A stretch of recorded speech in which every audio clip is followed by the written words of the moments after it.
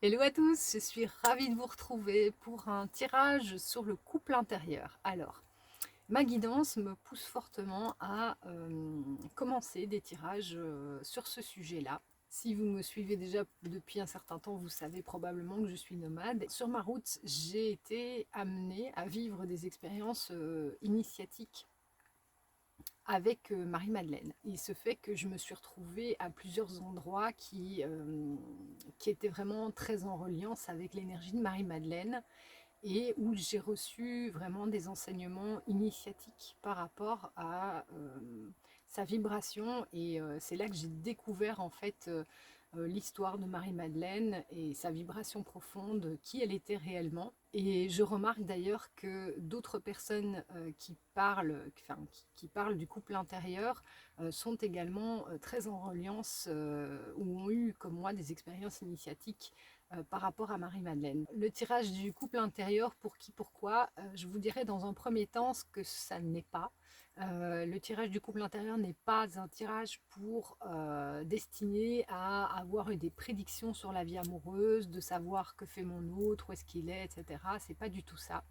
Le travail du couple intérieur, c'est vraiment un travail intérieur en fait de complétude, de ramener en nous, d'aller travailler en nous la part masculine et la part féminine, de remettre chaque part à l'endroit parce que vraiment j'en parle souvent dans les guidances, le système actuel, le système patriarcal a vraiment pris les deux polarités masculines et féminines, les a tordues, les a inversées en quelque sens, donc il y a vraiment le masculin toxique et le féminin blessé dans le système, et pour les refaire fonctionner ensemble de manière toxique, bien sûr, à partir du moment où les polarités sont mises dans leur version ombre, on va dire, ça ne peut pas fonctionner correctement.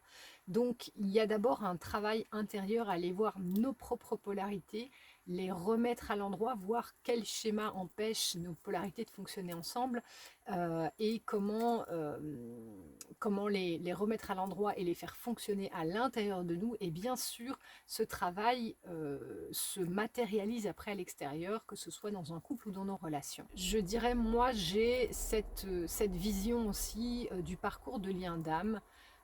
Que vous soyez en parcours de lien d'âme, en parcours de lien sacré ou flamme jumelle, ça dépend les mots que les gens mettent dessus. Je n'aime pas du tout l'appellation flamme jumelle parce que ça fait appel vraiment à un égrégore, hein. J'ai reçu cette information-là que vraiment la fausse lumière s'est accaparée le concept flamme jumelle. Là aussi, la tordue en a fait tout un dogme avec les étapes, etc. Et où on nous vend au bout la réunion dans la matière qui, pour moi, n'existe pas. La seule réunion qui soit, c'est la réunion à l'intérieur de nous. Et c'est un parcours extrêmement exigeant parce qu'il vient justement nous proposer cette urgence à la complétude qu'on ressent avec vraiment une grande force quand on est dans ce type de parcours-là. Euh, et vraiment se détacher de toute comment dire, matérialisation dans la matière. Je pense que ce n'est pas un couple du tout qui est voué à se réaliser dans la matière.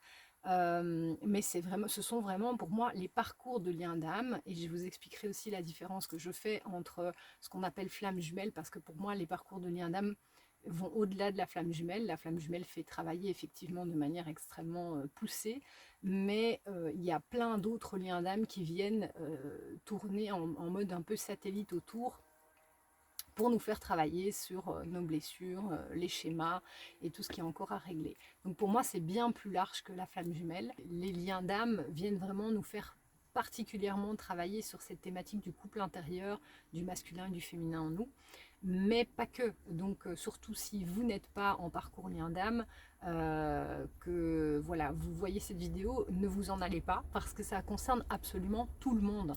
Ce que je disais, c'est que les personnes qui sont dans ce type de parcours-là de lien d'âme sacrée ressentent cette urgence particulièrement parce qu'il y a vraiment une thématique, il y a une souffrance qui est mise, un accent qui est vraiment mis sur ces thématiques-là. Mais ça concerne absolument tout le monde. Et je pense que cette thématique du couple intérieur est vraiment, ça représente vraiment une clé hyper importante dans notre parcours d'éveil, notre parcours spirituel et notre parcours parce qu'on parle souvent d'éveil, d'ouverture de conscience, etc. Et on a toujours l'impression qu'on s'élève, on parle du passage en 5D, comme si on allait partir ailleurs dans d'autres dimensions. Et en fait, pour moi, c'est pas ça, c'est vraiment le retour justement à l'intérieur de soi, le retour en soi, de rapatrier toutes nos parts, qu'elles soient manquantes ou défectueuses, abîmées, les blessures, etc., de pouvoir guérir tout ça, se libérer en fait de tout ce qui est croyances limitantes, les croyances qu'on a sur nous, sur le monde, etc., de pouvoir se libérer de ça, des schémas et de tout ce que le système tord comme concept justement pour pouvoir mieux nous manipuler et je dis souvent on est comme des petits hamsters dans la roue pour faire tourner le système en fait, et donc pouvoir se libérer de tout ça pour rapatrier plus de parts de nous, plus de nous à l'intérieur de nous. Et en fait, c'est ça le parcours d'ouverture de conscience et le parcours d'éveil, c'est revenir ici, encore plus ici en fait. Et personne ne va partir nulle part, c'est vraiment de pouvoir faire tout ce travail de nettoyage et de guérison à l'intérieur de soi pour rapatrier nos parts et pouvoir fonctionner pleinement, être pleinement heureux dans cette vie, et pourquoi pas aussi accompagner les autres par rapport à ça, parce que je pense, je le dis souvent aussi dans les guidances, plus on a un parcours de vie compliqué, entre guillemets, exigeant, plus il y a de lumière qui se libère derrière et plus on est amené à mettre à profit notre parcours de vie, comment dire, au profit des autres, hein. C'est vraiment ça, je pense que un thérapeute, un accompagnant, c'est vraiment quelqu'un qui a été jusqu'à un certain point sur son parcours et puis qui à un moment peut se retourner pour aller chercher les gens qui sont euh, euh, plus en avant sur le chemin pour les aider à éclairer. En fait, c'est ça, parce que souvent on parle de quelle formation a fait mon thérapeute, il est certifié par quelle école, on s'en fout. Franchement, ça n'a, je dirais presque aucune valeur. J'en parle souvent aussi des formations, etc.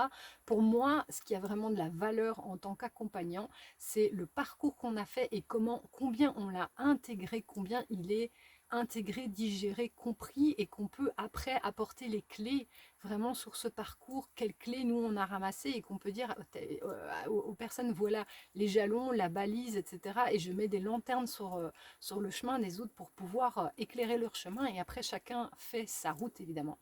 Bref, je m'égare un petit peu. Tout ça pour dire que je pense que cette thématique du couple intérieur est vraiment primordiale dans le travail.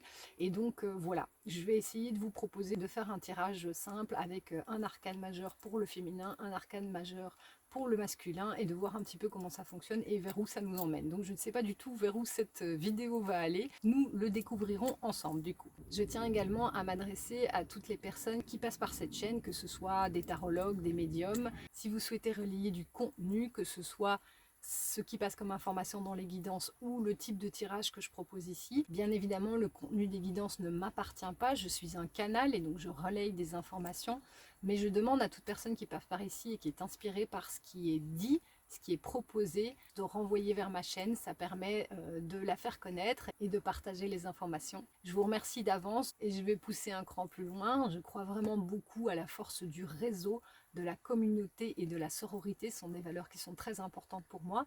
Et si mon énergie résonne avec la vôtre et que vous êtes intéressé par le contenu que je propose, n'hésitez pas à me contacter. Je suis ouverte à la co-création et au partenariat. Ceci est dit, je ferme la parenthèse et je vous propose de commencer tout de suite avec le tirage. Comme d'habitude, si le contenu vous plaît, je vous invite à vous abonner, à commenter et à liker la vidéo, ça m'aidera beaucoup. Un tout grand merci à vous.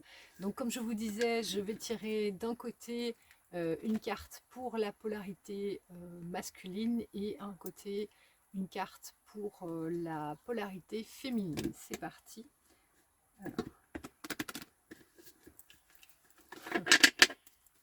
Donc on va commencer avec la polarité masculine. Je rigolais parce qu'à la coupe on avait déjà Papesse et Impératrice qui sont deux figures féminines. Donc pour la polarité masculine de voir un petit peu, alors ce que je vous propose, je ne vous ai pas expliqué aussi, donc c'est de voir chaque fois quel arcane, comment il se parle et quels sont, je vais dire, les archétypes et le travail qui est proposé par rapport à ça. Donc c'est des tirages que je proposerai, je pense, assez régulièrement pour voir un petit peu, et je verrai ensuite quel sujet se dégage et que je vous proposerai en titre. Donc quand vous cliquerez sur les vidéos, vous saurez déjà de quel sujet ça parle. Donc, par rapport à la polarité masculine, quel est l'archétype, l'arcane, la vibration qu'on nous demande de venir ajuster, j'ai envie de dire, travailler, et qui sera évidemment en binôme avec la polarité féminine. Alors,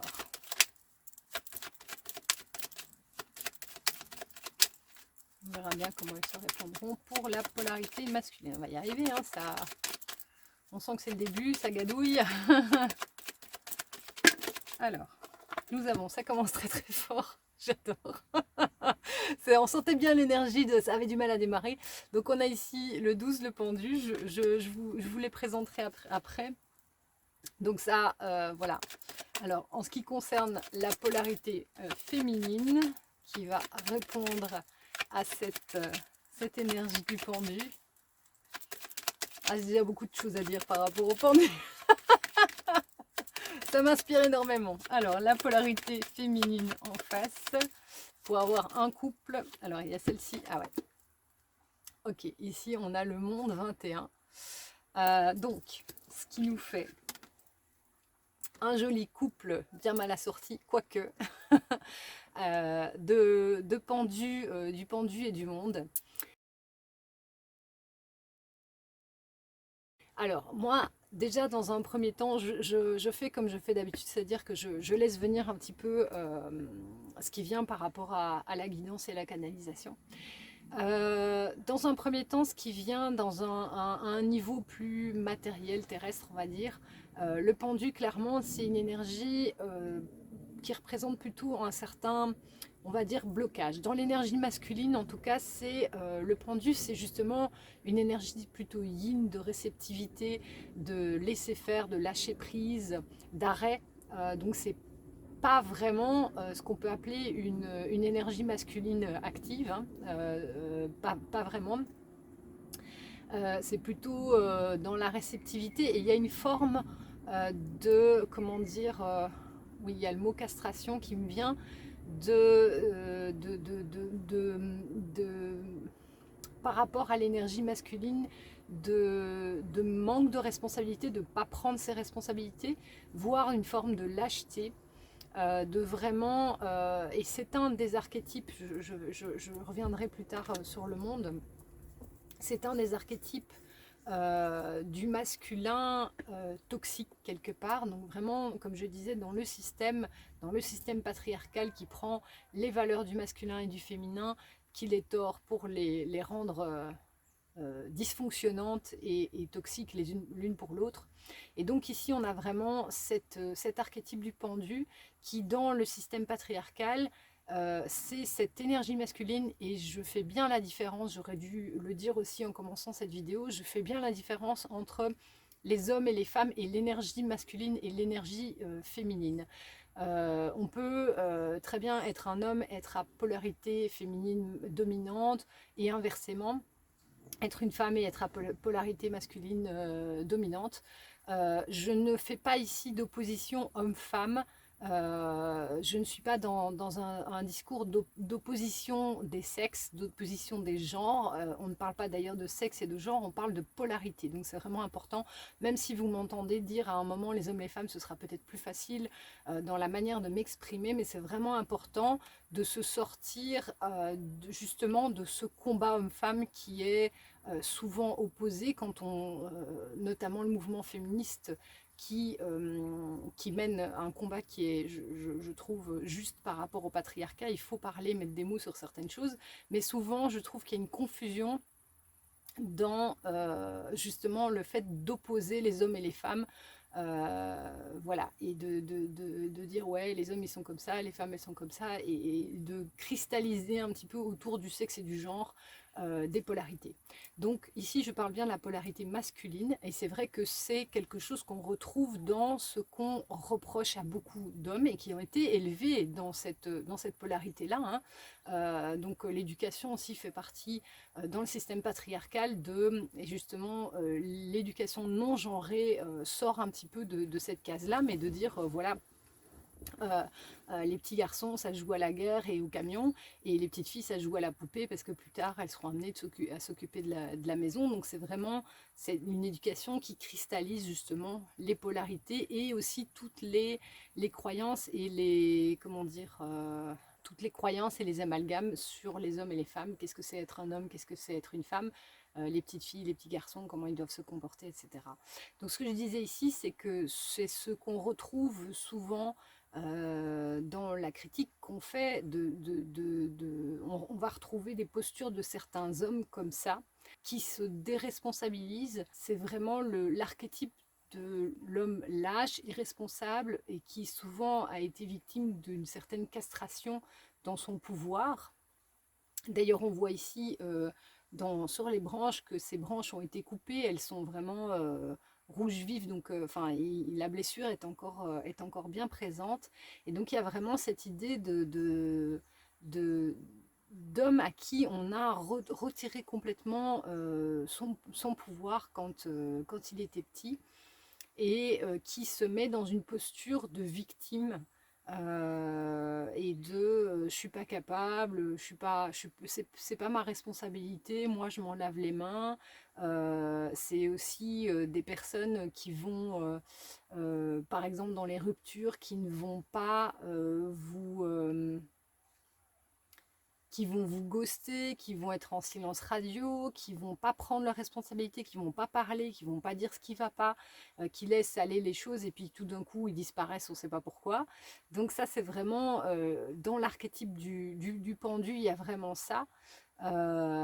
C'est cette posture-là du masculin qui n'est clairement pas dans son pouvoir, dans sa puissance, ni dans sa puissance, ni dans son pouvoir. Et je ferai peut-être une fois la différence aussi entre ça. La puissance, c'est vraiment intérieur, hein, c'est vraiment l'arcane du diable qui a énormément de puissance intérieure. Et le pouvoir, c'est comment on exerce cette puissance à l'extérieur. Donc avoir une place de, entre guillemets, pouvoir, c'est pour avoir la capacité justement à mettre en œuvre cette puissance à l'extérieur. Et on dit souvent que le pouvoir sans la puissance, c'est avoir une Ferrari sans permis, et une puissance sans pouvoir, du coup on est un peu bloqué avec cette énergie qu'on n'arrive pas à manifester dans le monde. Et donc ici vraiment c'est quelqu'un qui n'est pas ni dans sa puissance ni dans son pouvoir, et qui n'est pas dans la responsabilité. Donc de l'autre côté on a le monde dans la polarité féminine qui représente justement une certaine complétude. Donc ici on a un masculin qui est un peu pieds et poings liés, qui est mis en position qui se met en position de victime, et en face on a un féminin qui a justement repris plein pouvoir sur sa puissance, qui a travaillé, qui a fait tout un chemin. Et d'ailleurs on voit elle regarde son parcours. C'est l'arcane 21, c'est l'arcane qui est le dernier dans le mandala du tarot, donc avant l'arcane du tarot, qu'est-ce que je raconte, l'arcane du mat qui est le dernier mais aussi le premier, c'est le nombre 22, qui fait le lien entre la fin et le début, parce qu'il n'y a jamais de fin de parcours au final. La vie est un parcours permanent et on travaille toujours en spirale, et quand on arrive au bout de la spirale, on revient au début pour travailler sur une autre thématique, pour un autre tour. Enfin voilà, il y a toujours, il n'y a pas de fin de parcours. Et c'est pour ça que quand j'entends des gens, et notamment des thérapeutes, qui disent oui oui moi c'est bon, j'ai travaillé, j'ai dépassé tout ça, on est là ici pour d'abord pour travailler sur nous avant de pouvoir faire quoi que ce soit, et y compris d'accompagner les autres. méfiez-vous, j'ai envie de dire, de toute personne qui dit qu'elle est en fin de parcours et que tout est réglé chez elle. C'est sûrement pas du tout le cas.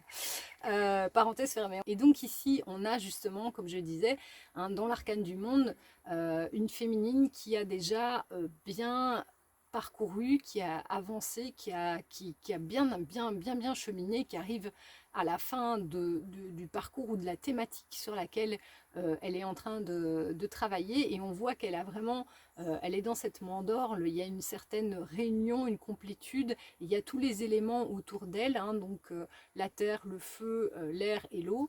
Et donc vraiment cette idée d'avoir fait le tour de tous les éléments en elle et d'avoir réuni ça. Et donc il y a aussi avec ces 4 éléments la réunion du masculin et du féminin en elle, parce que donc la terre et l'eau sont des éléments plutôt à polarité féminine, je vais y arriver, et le feu et l'air sont plutôt des éléments à polarité masculine. Et donc il y a vraiment cette idée d'une certaine complétude, d'une certaine un apaisement, enfin on voit vraiment qu'il y a un certain travail, et ça me fait penser justement je ne peux pas m'empêcher de faire le lien avec le parcours, ce qu'on appelle flamme jumelle, où dans la manière, on va dire, classique de parler des polarités dans cet égrégore flamme jumelle, on parle souvent d'un chaser et d'un runner, le chaser étant principalement à polarité féminine et le runner masculine. Et moi, je ne peux pas m'empêcher de voir ça là-dedans, cette interaction entre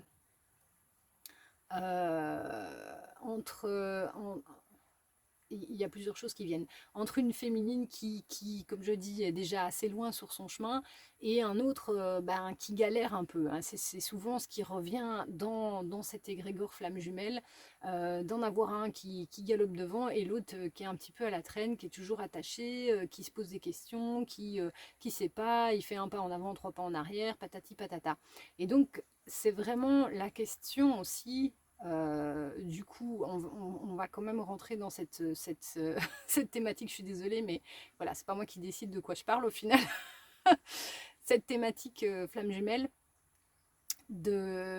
cette thématique du chaser et du runner, c'est de savoir, est-ce que vous avez vraiment envie de vivre ça? Est-ce que vous avez vraiment envie? Est-ce que vous pensez vraiment, ce que je disais quand les cartes se sont retournées, est-ce que vous avez vraiment la sensation que ces archétypes, ces arcanes fonctionnent ensemble? Est-ce qu'il y a quelque chose, même si on a un pendu qui à un moment se remet à l'endroit, bah, il marche sur un pied, quoi, hein. Enfin voilà, c'est pas très, il va pas aller très vite à cloche-pied. Ça se voit tout de suite, il suffit de retourner la carte que bah il y a une locomotive devant et puis il y en a un autre qui va à cloche-pied, et c'est pas du tout là-dedans, il n'y a absolument pas de jugement par rapport à la polarité masculine dans ce qu'on appelle le concept flamme jumelle. Il y a pas de moquerie, c'est juste que l'image me fait vraiment rire, parce que quand on retourne et qu'on essaye de le faire avancer, on se rend bien compte que bah, en fait il marche à cloche-pied, donc ça ne peut pas le faire, quoi. Et donc c'est vraiment la question, quand on parle justement de cette, comment dire, de cette réunion dans la matière, c'est la question à vous poser, est-ce que vous avez envie de vous réunir avec ce type d'énergie-là qui fonctionne un petit peu à cloche-pied, qui est un coup en avant, 3 pas en arrière. C'est vraiment la question de savoir dans, encore une fois ici on parle de couple intérieur, dans le couple intérieur, parce que là je suis revenue dans quelque chose de plus matière. Du coup, il y a vraiment beaucoup de choses à dire par rapport à ça. Donc, je vais reprendre de là où j'en étais. Par rapport à la matière, en tout cas, de se dire, si vous vous sentez dans cette énergie plutôt du monde, de dire, bah voilà, j'ai déjà bien cheminé, je suis assez loin dans mon parcours, j'ai compris beaucoup de choses, j'ai beaucoup travaillé sur moi, j'ai transmuté, j'ai dépassé ma nuit noire, et il y a encore des choses que j'ai à travailler, mais enfin voilà, je sens qu'il y a quand même un gros paquet qui m'a lâché, où je me sens soulagée. C'est vraiment la question de bah, du coup, quel type de masculin j'ai envie d'avoir en face de moi? quel type de polarité masculine j'ai envie d'avoir en face de moi. Est-ce que j'ai envie d'avoir un pendu qui fonctionne comme je disais avec le ghosting, etc. Enfin, ça nous fait vraiment penser au runner, hein, que ce soit le ghosting, le ouais, je sais pas, les silences radio, un coup oui, un coup non, ouais, je te la fais par derrière, hein, parce qu'il y a aussi toute cette énergie avec les mains dans le dos, bah, on sait pas très bien ce qui se passe derrière, on sent bien qu'il y a plein de trucs cachés, qui fonctionnent avec d'autres personnes ou sur d'autres trucs. Enfin voilà, il y a toujours quelque chose un petit peu qui se trame derrière et on se dit que c'est vraiment ce qu'on appelle nous la faire à l'envers, quoi. Hein. Là, je veux dire, ça peut pas être plus clair non plus. Et donc, c'est de se dire, en tant que polarité féminine, qu'est-ce qu'on a envie d'avoir en face comme polarité masculine? C'est la première question que j'ai envie de vous poser. Et en termes de travail de couple intérieur, ça c'est une information qui m'arrive très souvent par rapport à mon propre parcours, d'aller voir en vous quel type de personnes. C'est pour ça que je parlais, au lieu de parler de parcours flamme jumelle, de parcours de lien d'âme, parce que je suis sûre que vous avez rencontré sur votre parcours d'autres types. Alors si c'est pas d'autres types de liens d'âme, parce que moi personnellement je l'ai vraiment senti quand c'était des personnes avec qui j'avais une reliance de lien d'âme très forte, et où ça a été aussi très compliqué. Si ce ne sont pas forcément des liens d'âme, mais d'autres personnes, d'autres relations que vous avez eues, regardez un petit peu le type de personnalité qui est venu à vous, quels étaient les principaux traits que vous leur reprochiez, les choses où vous dites mais ça n'a pas fonctionné pour ça, ça, ça et ça. Notez un petit peu tout ça et après posez-vous la question en quoi est-ce que ça vient me parler de moi. Alors, j'ai toujours regardé cette histoire d'effet miroir avec beaucoup de circonspection, on va dire, parce que je trouve que cette histoire de l'effet miroir, oui, ce que tu reproches aux autres, en fait, tu l'as en toi, c'est un discours extrêmement culpabilisant. Et j'ai vraiment beaucoup de problèmes avec les discours culpabilisants dans le développement personnel et spirituel. Mais par contre, le message que j'ai beaucoup reçu dernièrement, c'est de se dire, regarde en quoi les masculins que tu as été chercher parlent de ton masculin à l'intérieur de toi. Qu'est-ce que tu leur as reproché et qu'est-ce qui n'est pas aligné, qu'est-ce qui n'est pas remis à l'endroit en toi. Et aussi, récemment, la question qui m'a été posée, c'est qu'est-ce que tu as été chercher chez les masculins avec qui tu as été, du coup que tu n'as pas en toi, que tu considères comme part manquante quelque part. Donc ça, je pense que ce sont trois questions hyper importantes à se poser à soi par rapport à ce tirage du couple intérieur. Premièrement, quel type, au niveau matière, on va dire, quel type de masculin j'ai envie d'avoir en face de moi, avec qui est-ce que j'ai envie de co-créer un couple matière. Deuxièmement, qu'est-ce que vous reprochiez, entre guillemets, aux polarités masculines qui ont croisé votre route, avec qui vous avez fait couple, ou même regardez aussi votre père. Quels étaient les défauts et les qualités de votre père. Et donc, qu'est-ce que vous aviez à leur reprocher et donc de voir bah, du coup de noter d'abord consciencieusement et puis d'aller voir à l'intérieur de vous qu'est-ce que ça vient dire de votre masculin à vous, de manque d'alignement ou de concept qui peut être mis à l'envers justement en vous. Et donc ici vraiment l'invitation elle est sur travailler sur notre masculin. Et la troisième question c'est quelles sont les qualités un petit peu des personnes avec qui vous avez été en couple, qui ont croisé votre route sur votre vie affective, en quoi ces qualités vous pensez que vous ne les avez pas en vous en fait. Qu'est-ce que vous alliez chercher chez les autres que vous pensiez ne pas avoir. Et donc ça, je pense que c'est vraiment trois questions hyper importantes à se poser par rapport à ce tirage sur le couple intérieur.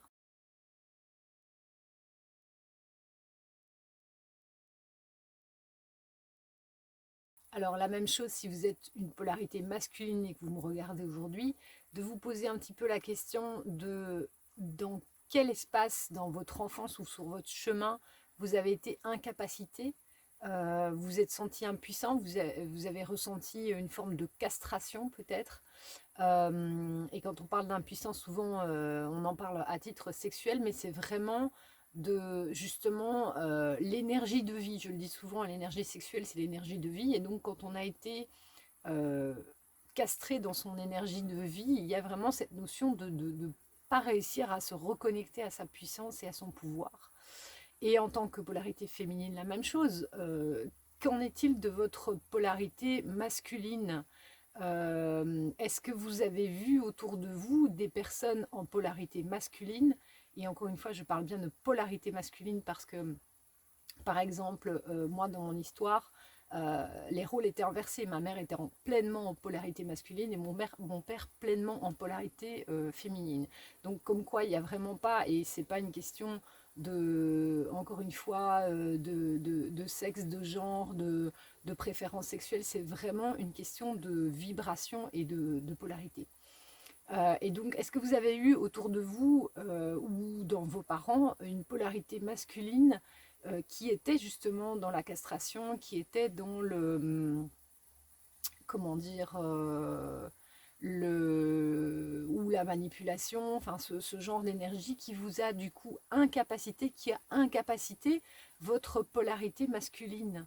C'est vraiment important parce que c'est de ça dont il s'agit dans ces questions-ci, de voir chacun en nous, dans notre couple intérieur, euh, en quoi est-ce qu'on se retrouve, en quoi est-ce qu'on retrouve notre polarité masculine dans cette position de pendu, d'incapacitation, d'impuissance, de castration, de se sentir du coup pas... où on ne peut pas prendre ses responsabilités, où on ne peut pas prendre action. On voit bien hein, qu'il est vraiment pieds et poings liés, il a les mains derrière le dos et il a les pieds attaché et il est pendu la tête en bas, donc il y a vraiment en termes de position incapacitante, on peut difficilement trouver mieux.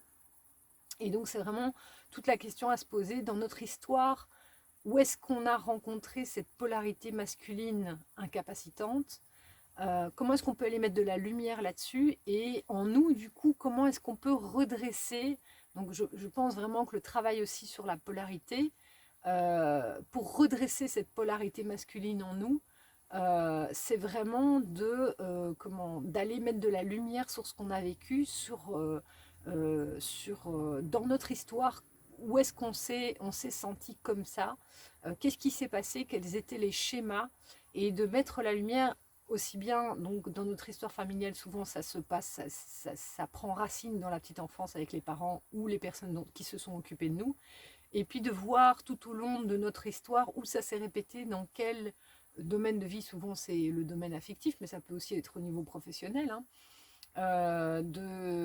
où est-ce que ça s'est répété et quels étaient les schémas, les gimmicks qui revenaient en fait. Hein. Donc vraiment, c'est la question aujourd'hui par rapport à cette polarité masculine inversée, tordue, incapacité, que vous soyez encore une fois un homme, une femme, que vous soyez en parcours de lien d'âme ou pas, que vous soyez à tendance polarité masculine ou pas, c'est vraiment ce travail du couple intérieur d'aller voir à l'intérieur de chacun d'entre nous, parce qu'on a tous en nous une polarité masculine et une polarité féminine, aller voir à l'intérieur de nous où est-ce qu'on se situe par rapport à cette polarité masculine, comment dire, attentiste, incapacité qui n'est pas dans sa puissance et son pouvoir. Je pense que je vais m'arrêter là pour une première vidéo. Je vous invite vraiment cordialement à me dire en commentaire ce que vous pensez de ce type de tirage, comment vous l'avez vécu, si ça vous apporte quelque chose. Si vous avez peut-être des questions ou des choses que vous voudriez que je fasse différemment, n'hésitez pas à me dire. Et je vous dis à très bientôt parce que j'en referai d'autres très clairement. Je vous remercie mes petits chatons, je vous dis à très bientôt pour d'autres tirages. Voilà, je voulais vous dire que par rapport à cette vidéo, vous avez peut-être trouvé un montage un petit peu chahuté, un petit peu chaotique, parce qu'il y a des choses qui me sont venues après le tirage, sur lesquelles je suis revenue, et donc ça va être un petit peu haché en termes de montage, mais voilà, j'avais vraiment envie de vous restituer ce qui venait à moi quand je prenais vraiment le temps de laisser poser ce tirage-là en moi aussi.